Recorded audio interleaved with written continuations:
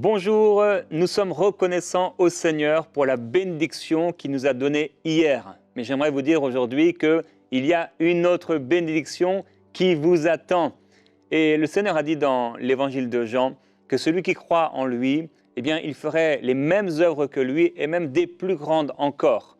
Et je vais apporter une pensée complémentaire par rapport à ce qui va être partagé par notre invité, le pasteur Patrice Martorano de l'église Momentum, en disant aussi que dans l'évangile de Jean chapitre 15, le Seigneur dit qu'il est le cep et tout sarment qui porte du fruit, il l'émonde afin qu'il porte encore plus de fruits. Et pour voir parfois la bénédiction du Seigneur, la prochaine bénédiction du Seigneur, il est possible, mon frère, ma soeur, que tu sois émondé. Et personne n'aime être émondé. Dans la chair, ce n'est pas agréable, mais l'esprit se réjouit quand ça arrive et quand il voit le Seigneur avec ses grands ciseaux, sa cisaille venir auprès de nous pour émonder quelque chose. Notre esprit se réjouit, mais notre chair n'aime pas ça. Mais même si le Seigneur travaille en toi, te façonne dans ces temps particuliers que tu es en train de vivre, eh bien, sois rassuré parce que c'est le Seigneur, c'est ton Créateur, il te forme, il te façonne pour quelque chose qui arrive de meilleur. Et parfois, la forme que nous avons aujourd'hui, eh bien, n'est pas la bonne pour la bénédiction qui nous attend demain. Et le Seigneur est obligé de couper, oui, certaines choses pour nous permettre d'entrer pleinement dans ce qu'il a prévu pour nous. Alors, je prie que même si tu sens le Seigneur travailler en toi, à travers parfois les circonstances dans ta vie que tu trouves difficiles, aie confiance, ne crains pas, ne t'inquiète pas et ne résiste pas aussi à ce que le Seigneur est en train de faire. Ne te tourne pas vers le ciel en disant « Mais Seigneur, pourquoi tu fais cela ?» Mais dis « Seigneur, je m'abandonne entre tes mains. Ce n'est pas facile, Seigneur, mais je compte sur toi. » Alors avec notre invité aujourd'hui, nous voulons déclarer sur votre vie qu'il y a une autre bénédiction qui vous attend. Et je te laisse toute la parole, Patrice. Merci Jérémy. Je suis heureux encore aujourd'hui d'être avec vous pour vous encourager à saisir la vie, à saisir tout ce que Dieu a pour vous, à ne pas vous contenter de peu quand Dieu a infiniment beaucoup plus pour chacun d'entre vous. Je crois vraiment que la vie est dans le mouvement et s'immobiliser, c'est la mort. Et je crois vraiment qu'il y a un appel de la part de Dieu à ce que nous puissions saisir tout ce qu'il a prévu pour nos vies. Je crois vraiment que c'est le cœur et c'est le désir de Dieu. Regardez quand Jésus appelait des gens, tous les gens qu'il a appelés étaient des gens en mouvement. Ce n'étaient pas des gens qui étaient à l'arrêt, mais c'est des gens qui étaient en mouvement. Alors, je sais que certains vous dites, mais je suis malade, je ne parle pas de cet arrêt-là. Je parle d'un arrêt dans le sens de gens qui ne veulent pas se mettre dans le mouvement de la vie, où il y a un côté paresse. C'est par rapport à ça que je dis ceci. C'est que le Seigneur, à chaque fois qu'il a appelé quelqu'un, c'était des gens qui le pourchassaient, ou c'est des gens qui en voulaient davantage. Et à chaque fois, ou qui étaient dans leur métier, dans leur travail, et à chaque fois, le Seigneur les a invités à le suivre afin de vivre des choses juste magnifiques et extraordinaires. Et j'aimerais à travers cette méditation ce matin sur laquelle nous allons prier, vous encourager à vivre par la foi toute l'espérance que Dieu a pour vous. Alors on va regarder dans un premier temps, c'est quoi la définition de la foi selon Hébreux chapitre 11, verset 1. Et ensuite, on va appliquer ça à une histoire, à un couple qui est dans le livre de la Genèse. Et on va regarder combien Dieu les a bénis et combien Dieu est intervenu dans leur vie. Premièrement, définition de la foi. Il est dit ceci, qu'est-ce que la foi? C'est une ferme confiance, assurance dans la réalisation de ce qu'on espère. C'est une manière de posséder déjà par avance. C'est fort, hein? C'est pas encore là, mais je le possède déjà par avance. Croire, c'est être absolument certain de la réalité de ce qu'on ne voit pas. Alors j'aimerais juste maintenant, une fois qu'on a vu cette définition, regardez une histoire dans le livre de la Genèse que nous trouvons, et c'est l'histoire d'Abraham et de Sarah que nous trouvons dans Genèse au chapitre 17. Regardez ce qu'il est dit. Dieu dit à Abraham, « Pour ce qui est de ta femme, Saraï, tu ne l'appelleras plus Saraï, mais son nom sera Sarah. Je la bénirai et je te donnerai d'elle aussi un fils. Et je la bénirai et elle donnera naissance à des nations et les rois de plusieurs peuples sortiront d'elle. » On doit comprendre que ça fait des décennies et des décennies en arrière, Abraham et Sarah ont reçu une promesse, une espérance de la part de Dieu, c'est qu'ils allaient être parents et que leur descendance allait être aussi nombreuse que les étoiles de la terre et que aussi nombreuse que le sable même que nous trouvons. Et puis le temps est passé et malheureusement, l'enfant n'est pas arrivé et il va y avoir une histoire où Abraham va prendre la servante de son épouse Agar qui va devenir une concubine et avec qui il va avoir un enfant qui s'appelle Ismaël. Et pour lui, tout est bon. Mais Dieu va venir et c'est ce qu'on a lu ensemble. Il va dire non, ta femme certainement va avoir un enfant et Sarai, tu l'appelleras plus Sarai, tu l'appelleras Sarah. Écoutez bien, et des rois et des nations, littéralement, vont sortir d'elle. Peut-être aujourd'hui, tu m'écoutes et tu as l'impression que rien, le temps est passé, que rien ne peut sortir de toi, que rien ne peut sortir de ta vie. J'aimerais te dire, il y a des rois qui vont sortir de toi. Il y a des nations qui vont sortir de toi. Peut-être tu dis, mais je n'ai pas de ressources, je me sens seul, je n'ai pas les capacités. Écoute mon ami, ce que Dieu déclare est la vérité. Des rois et des nations sortiront de toi. Souvent, nous nous jugeons les choses en fonction de ce que nous voyons. Vous savez que Miles Monroe disait que le pire ennemi de la vision, c'est la vue. Nous voyons les choses, on dit, mais ce n'est pas possible. Le Seigneur te dit, oui, c'est possible parce que je parle et la chose arrive, j'ordonne et elle existe. Alors Abraham tomba, écoutez bien, sur sa face et il est dit ceci. Il rit. Il s'est mis à rire quand Dieu va dire ça. Mais, Seigneur, mais c'est quoi ce truc? Mais non, il rit de bon cœur. Pour lui, c'est une blague. C'est juste pas possible. Il a 100 ans. Il rit et dit en son cœur, naîtra-t-il un fils à un homme de 100 ans et Sarah, âgée de 90 ans, accoucherait-elle? Écoute, Seigneur, je connais la vie. Trop de choses se sont passées et je connais mes expériences de la vie. Écoute, Seigneur, j'ai 100 ans. Je n'ai pas 15 ans, j'ai 100 ans.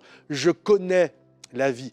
Et je sais que d'un couple de vieillards, il ne peut pas sortir d'enfants. D'un couple de vieillards, écoute, tous ceux que je regarde autour de moi, mes amis d'école, mes collègues du boulot, mon voisinage, les gens de ma famille, tout est là pour m'enseigner et me dire que ce n'est pas possible. Parce que je n'ai aucun point de référence. Et il a du mal à y croire. Et le Seigneur va encore dire, Abraham va dire encore à Dieu, « Oh, qu'Ismaël vive devant ta face. » C'est bon, j'ai été béni, ça suffit. Qu'Ismaël vive devant ta face. Mais Dieu dit certainement, ta femme Sarah va te donner un fils. Ils le ressentent. Non, non, ok Ismaël, c'est une chose. Mais je te le dis, ta femme va te donner un enfant. Et tu l'appelleras Isaac. Ça veut dire, il rit. Comme ça, il sera toujours un témoignage devant tes yeux. À chaque fois que tu crois que c'est impossible, tu verras Isaac, tu te rappelleras du jour où tu as ri littéralement, et ce jour te rappellera qu'avec Dieu, tout est possible. J'établirai mon alliance comme une alliance perpétuelle avec lui et sa descendance après lui. À l'égard d'Ismaël, je t'ai entendu, je le bénirai, je le rendrai fécond et je le multiplierai à l'extrême. Il engendrera 12 princes. Je ferai de lui une grande nation. Mais, en ce qui concerne mon alliance, je l'établirai avec Isaac, que Sarah te donnera à cette époque-ci de l'année prochaine. Abraham est là, il dit, qu'Ismaël vive devant ta face. C'est bon, même si je me suis arrangé, tu sais comment j'ai fait, hein, Seigneur, ma concubine, la servante, etc. Tu sais ce qu'on a fait? On a fabriqué un miracle, parce que j'avais l'impression que tu n'allais pas agir, donc j'ai fabriqué mon miracle. Et puis finalement, je m'en accommode bien de ce miracle que j'ai créé. Ça suffit, qu'Ismaël vive devant ta face. Et là, Dieu intervient, et je crois qu'il intervient pour toi aussi aujourd'hui. Non, non, je ne te parle pas d'une bénédiction de substitution. Je ne te parle pas d'une bénédiction de remplacement. Non, je te parle de la bénédiction que j'ai prévue pour toi depuis toute éternité. Toi, tu me parles d'un Ismaël, mais moi, je te parle d'un Isaac. Et il lui dit, cette année-ci, l'année prochaine, tu auras un enfant. Quand on sait qu'il y a 9 mois de gestation, il avait 3 mois pour faire cet enfant. Et effectivement, bébé Isaac est arrivé. Bébé Isaac est arrivé. Et j'aimerais t'encourager aujourd'hui en te disant, Dieu ne veut pas pour toi une bénédiction de remplacement. Ne te contente pas d'un Ismaël quand Dieu a pour toi un Isaac. Laissez-moi vous relire la définition de la foi dans la version seconde que la plupart vous connaissez. Or, la foi est une ferme assurance des choses qu'on espère. Une démonstration de celles qu'on ne voit pas encore. Laissez-moi vous parler de la foi, mes amis. La Bible nous dit ceci, nous sommes sauvés par le moyen de la foi. Ça veut dire quoi? Ça veut dire que la foi, c'est un moyen qui t'amène vers l'espérance que Dieu a pour toi. En fait, c'est comme un véhicule quelque part. Aujourd'hui, j'habite à Bordeaux, à l'église Momentum à Bordeaux. Je suis venu ici dans les bureaux de EMCI, dans les studios de EMCI au Canada. Comment je suis venu? Par un moyen aérien. Je suis venu en avion. C'est littéralement l'outil, le moyen qui m'a permis d'être là aujourd'hui avec vous. Comment nous pouvons obtenir ce que nous espérons? Le véhicule, le moyen, c'est la foi. C'est la foi. Et tout Hébreux chapitre 11, c'est une galerie des héros de la foi. Et il nous est parlé de tout ce que les anciens ont obtenu par la foi. Et ça fait toute une sorte de longue dissertation. Je vous encourage à lire Hébreux chapitre 11. Et on pourrait croire que la star du texte de Hébreux chapitre 11, c'est la foi. J'aimerais vous dire, je ne crois pas que ce soit la foi. Je crois que la star du texte, c'est l'espérance. Parce que l'espérance, pourquoi vous allez célébrer le Seigneur les dimanches matins dans votre église? Pourquoi vous écoutez prières inspirées? Pourquoi vous priez? C'est parce que vous avez cette espérance que Jésus-Christ est ressuscité d'entre les morts, qu'il vit à jamais et que désormais nous pouvons prier, nous avons un libre accès. Cette espérance-là fait que je peux prier, fait que vous écoutez cette émission. Enlevez l'espérance que Jésus-Christ est ressuscité et la foi mort. C'est notre espérance qui active notre foi. Et la foi est le moyen de posséder. C'est la finalité, c'est un rêve, c'est un objectif, c'est un goal. Appelle ça comme tu veux. Mais le moyen de la foi, c'est le véhicule qui m'amène dans ce que j'espère au fond de mon cœur. Si la foi est une ferme assurance des choses que j'espère, alors l'espérance est la pierre angulaire du texte et la foi en est le soutien. Si vous n'avez pas d'espérance, ça ne fonctionne pas. Quand on perd espoir, mes amis, en règle générale, il ne faut pas grand temps pour que nous perdions la foi. Quand je perds l'espoir, quand je n'y crois plus, que ce soit dans mon ministère, que ce soit dans mon couple, c'est très difficile quand les gens perdent espoir. Mais j'aimerais t'encourager aujourd'hui. Ce que Dieu dit est la vérité. Ne perds pas espoir. Ce qu'il déclare finira par s'accomplir. Écoutez, la foi vient de ce qu'on entend, la Bible nous dit, et ce qu'on entend vient littéralement de la parole du Christ. Pourquoi vous écoutez ce message aujourd'hui? C'est parce que vous désirez nourrir votre foi.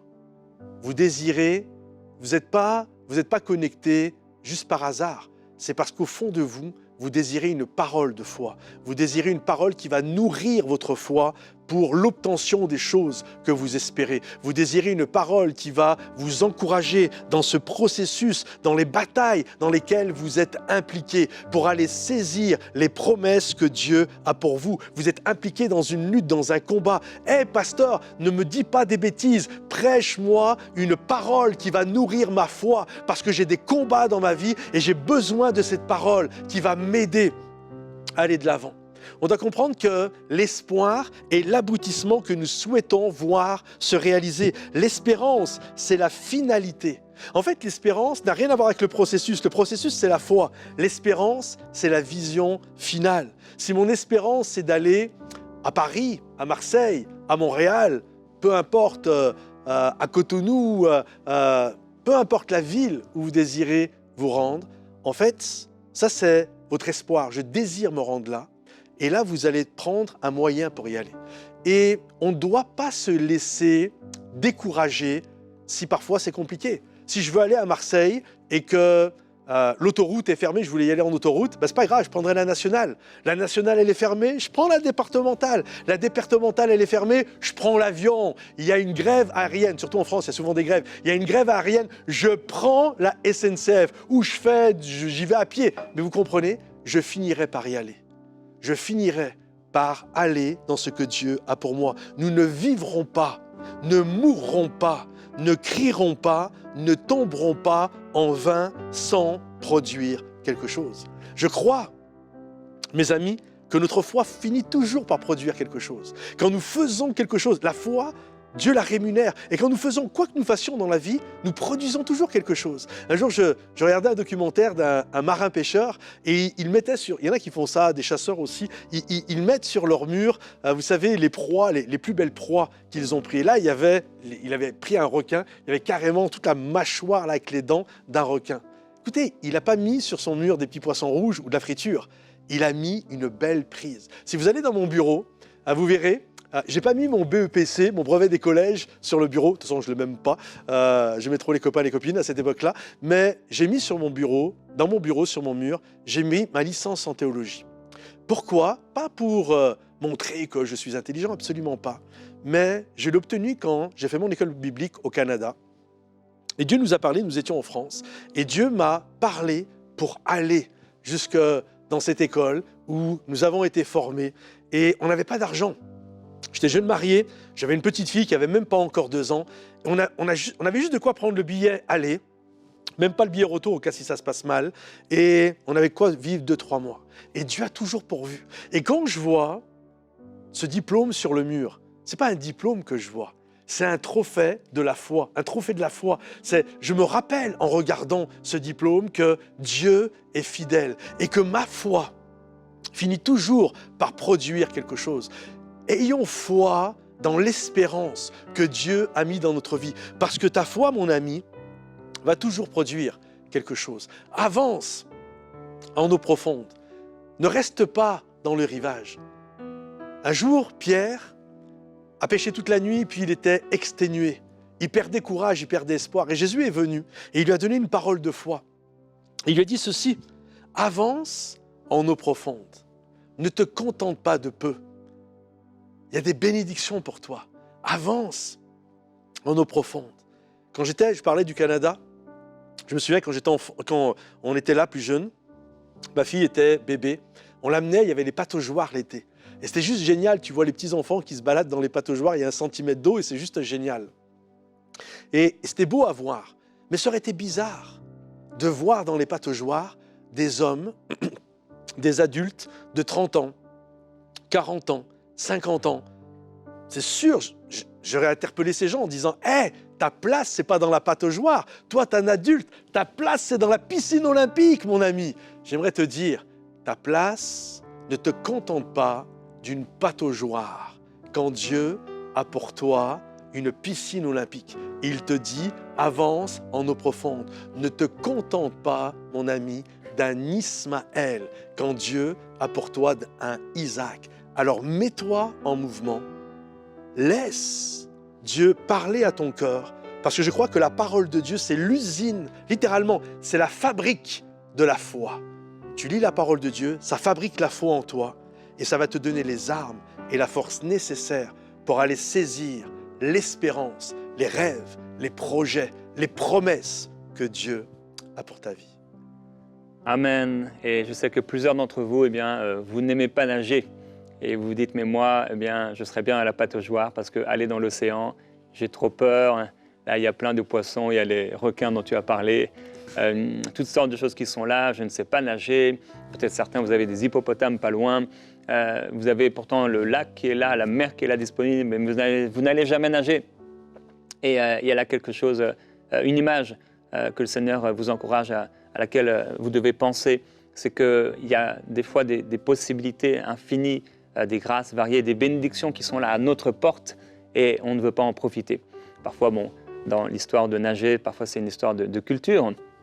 Mais n'y a-t-il pas, mon frère, ma sœur, une bénédiction que le Seigneur t'a promise et en fait, tu ne souhaites pas la prendre, tu aimerais bien la voir, mais la démarche, le processus dont tu parlais te fait peur. Et je prie que tu puisses avancer par la foi avec espérance. Marcher dans cette espérance et dans cette certitude que le Seigneur va te le donner. Peut-être la marche, c'est une marche inconfortable, ça t'amène et ça t'amènera à faire quelque chose et des choses que tu ne connais pas. Partir au Canada, c'est dans un pays où on ne connaît pas. Quand on est arrivé au Canada, Annabelle n'y était jamais allée, c'était notre installation. Et parfois, Dieu t'amène quelque part sans que tu y sois jamais allé. On avait fait ça à l'armée, comme mon père était à l'armée, on jetait les gens comme ça dans les rivières dans lesquelles ils ne savaient pas nager. Et c'était, voilà. ils ont appris comme ça. Bon, des fois, c'est dangereux, mais le Seigneur est avec toi. Je veux t'encourager à faire confiance dans le Seigneur. Et Père, je veux te remercier pour cette parole aujourd'hui qui est pleine d'espérance. Ta parole est pleine d'espérance. Et tu veux remplir à nouveau le cœur de quelqu'un, toi qui es le Dieu de toute espérance, dans la paix et dans la foi. Alors Père, nous te remercions pour cette espérance que tu plantes dans les cœurs. Tu ravives l'espérance et tu nous fais réaliser qu'en fait, dans notre cœur, il y a de l'espérance. Il y a de l'espérance. Et même si quelqu'un voulait mettre fin à ses jours, Seigneur, il est encore là parce que quelque part au fond de lui, il y a une espérance. Père, je veux prier en ce moment pour ces personnes qui voudraient mettre fin à leur jour, ces personnes pour qui c'est trop dur. Certains, ça ne va pas jusque-là, mais ils sont dans les ténèbres. Et chaque matin, pour eux, ils espèrent le soir, chaque soir. Seigneur, ils aimeraient que ça s'arrête. Et je te demande, s'il te plaît, Seigneur, de remplir à nouveau leur cœur d'espérance. Que ce problème de vue dont il a été parlé soit guéri pour leur donner la vision. Sans vision, Seigneur, ton peuple est sans frein. Sans vision, on ne sait pas où aller et quoi faire. Quand il y a le voile sur nos yeux, comme dans le témoignage d'hier, cette personne qui mettait la couverture sur ses yeux avant de s'endormir tout le temps, tous les jours de sa vie. Là, quand la couverture est sur nos yeux, on est empêché de voir. Et je te demande, Père, par ton esprit, d'ôter la couverture, le voile sur les yeux, le voile qui a enlevé l'espérance, le voile qui a enlevé la foi, le voile de mensonge qui a rendu ton peuple passif dans l'inactivité, dans l'incapacité de croire qu'il y a quelque chose de mieux qui arrive. Seigneur, je te demande d'agir, s'il te plaît, par ton esprit maintenant. Toi seul peux le faire par la révélation des Écritures, par l'esprit de révélation. Je te demande, oh Dieu, de toucher le cœur de ton peuple, de toucher nos pensées, afin que nous puissions à nouveau être remplis d'espérance et de foi en toi et de ce que tu vas faire en nous et à travers nous et dans la vie des autres, par nos vies et par l'esprit qui règne en nous. Seigneur, nous te disons, règne dans nos cœurs. Règne et fais régner ton espérance encore dans nos vies et dans nos cœurs par le Saint-Esprit. Seigneur, merci. C'est vrai, Seigneur mon Dieu. Je veux te prier pour tous ceux qui écoutent aujourd'hui et qui ont perdu espoir. Ils n'y croient plus. Je ne crois plus dans mon couple. Je ne crois plus dans mon ministère. J'y crois plus. Je me contente de ce que j'ai. Je me contente du peu que j'ai. Et je mets en pause toute l'étendue des rêves, des projets que Dieu avait pour ma vie. Tu sens que tu n'es pas au bon endroit. Tu sens que tu n'es pas né au bon endroit. J'aimerais juste t'encourager aujourd'hui en te disant, laisse Dieu renouveler ton espérance. Ce n'est pas une histoire d'argent, ce n'est pas une histoire de ressources, ce n'est pas une histoire de compétences, c'est une histoire en quoi je place ma foi. À l'image de cette veuve à Sarepta, qui était là et qui attendait la mort avec son petit garçon. Elle était dans le mauvais pays, elle était dans le pays de Sidon, qui était le pays de Jézabel. Dans son pays, on ne priait pas les bons dieux. Elle était entourée d'impossibilités, de pauvreté. Elle était entourée de souffrances. Rien n'était là pour lui dire que ça pouvait fonctionner dans sa vie. Mais un jour, elle a mis sa foi dans la parole de Dieu que lui a donnée Élie. Et elle a vu un ciel ouvert sur sa vie. Alors que de l'autre côté, il y avait le pays promis, entouré de possibilités, là où coule le lait et le miel, où il y avait les enfants de Dieu. Mais ils n'ont pas mis leur foi dans la parole de Dieu et ils ont vécu un ciel fermé. Peu importe, j'aimerais te dire, peu importe aujourd'hui ton compte en banque, peu importe ta condition, peu importe si tout fonctionne ou si tu es entouré de possibilités ou d'impossibilités, peu importe si tu es dans le bon pays ou pas le bon pays selon toi. Je t'encourage juste, mets ta foi, mets ton espérance dans la parole de ce que Dieu te dit. La foi vient de ce qu'on entend et ce qu'on entend vient de la parole du Christ. Nourris-toi de cette parole et laisse Dieu te parler et il va ouvrir un ciel sur ta vie. Il y a encore des bénédictions, Amen, oui. il y a encore des grâces. Oui, Seigneur. Dieu n'en a pas fini avec toi. Dieu n'a pas dit son dernier mot avec toi et sa grâce va se manifester. Ouvre-toi aux possibilités de Dieu. Et tu verras, dans quelque temps, tu vas accrocher sur ton mur les bénédictions telles des trophées Amen. sur ta vie Oui. de ce que Dieu va produire. Parce que la foi produit toujours quelque chose. Dieu la rémunère toujours dans la puissance de son nom, Père. Alléluia. Amen. Oui, Père, je veux te remercier pour ces frères et ces sœurs qui sont dans des endroits où, en effet, apparemment, il n'y a rien. Seigneur, ils vivent là sur de la terre battue et ils vivent dans des conditions parfois difficiles. Et Seigneur, plusieurs d'entre eux, ils ont quelque chose que beaucoup n'ont pas dans leurs grands immeubles, dans leurs grandes maisons et dans leurs richesses. Ils ont la foi et l'espérance. Ils ont le salut, la révélation de Jésus-Christ. C'est vrai. Et Seigneur, c'est extraordinaire de savoir que tu es là, que tu prends soin de nous. Et que pour ces frères et ces sœurs qui mettent leur confiance en toi, bien qu'ils soient dans des endroits où il y a de la difficulté, beaucoup de difficultés, Seigneur Jésus, il y a encore une bénédiction qui les attend. Il y a encore une grâce. Il y a encore de la joie, il y a encore des Étends bontés. ta main sur eux. Il y a encore des grâces extraordinaires. Il y a encore des soupirs inexprimables de l'Esprit. Il y a encore toute une vie de l'Esprit qui veut se manifester en eux et aussi des biens. Tu as dit, Seigneur, que celui qui se confiait en toi, celui qui te craignait, il y avait dans ta sagesse les biens durables. Seigneur, je prie pour ces biens durables, pour mes bien-aimés qui vivent peut-être même aujourd'hui dans une pauvreté financière. Seigneur, je te demande d'abord et avant toute chose de les rendre riches spirituellement, qu'ils soient riches spirituellement, qu'ils soient riches en esprit, qu'ils soient riches dans la prière, qu'ils soient riches dans ta sagesse, qu'ils soient riches dans la révélation des Écritures, qu'ils soient riches en fruits, qu'ils soient riches en toutes sortes de bontés, qu'ils soient riches en dons spirituels, les paroles de connaissance, les prophéties, que ce soit activé dans leur vie, les dons de guérison, Seigneur, le don d'opérer des miracles, le don de la foi, que cela soit activé au nom de Jésus-Christ dans leur vie, le discernement des esprits. Seigneur, donne-leur de vivre dans ces choses. Je te glorifie, Seigneur, et je prie également pour des biens physiques. Seigneur, tu as dit dans ta parole que, Seigneur, on n'aurait pas à mendier notre pain. Donne-leur encore, Seigneur, le pain dont ils ont besoin aujourd'hui.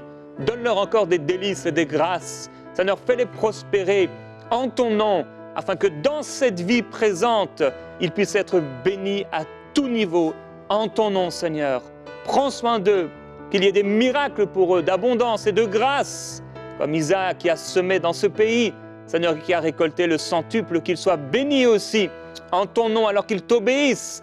Leur cœur n'est pas dans ces choses, leur cœur n'est pas dans l'argent, leur cœur est pour toi. Alors, Seigneur, déverse sur eux ta grâce et l'abondance, en ton nom. Amen. Alléluia. Seigneur mon Dieu, je prie pour que chaque personne puisse réclamer ces bénédictions. Que nous n'arrivions pas au ciel et qu'on s'aperçoive que finalement nous avons vécu et obtenu qu'une infime partie de tout ce que tu avais prévu, par dilettante, par non-engagement de notre part, pour ta cause, pour ton œuvre. Je prie, Seigneur mon Dieu, pour des hommes et des femmes assoiffés. Je prie pour des hommes et des femmes qui désirent voir ta gloire se manifester maintenant dans le nom de Jésus, afin de posséder l'héritage. Amen. Amen. Et il est écrit que l'espoir différé rend le cœur malade. Et il y a quelqu'un, tu m'écoutes aujourd'hui, tu as beaucoup espéré pour voir cette bénédiction, et cette bénédiction n'est pas arrivée. À cause de cela, ton espérance est malade, ta foi est malade, ton cœur est malade. Et je prie qu'aujourd'hui, dans le nom du Seigneur Jésus-Christ, tu puisses revenir à cette foi et revenir à cette espérance, parce que Dieu n'est pas un menteur, il ne ment pas. Ce qu'il a dit, ce qu'il a promis, il va le faire, il va l'accomplir. Et si le temps a passé, cette chose est passée, peut-être ta situation a changé et tu n'as pas vu cette chose, eh bien que le Seigneur te donne toute force et toute grâce dans la foi. Au nom de Jésus-Christ, reste attaché à lui et que le Seigneur te bénisse. Amen. Amen.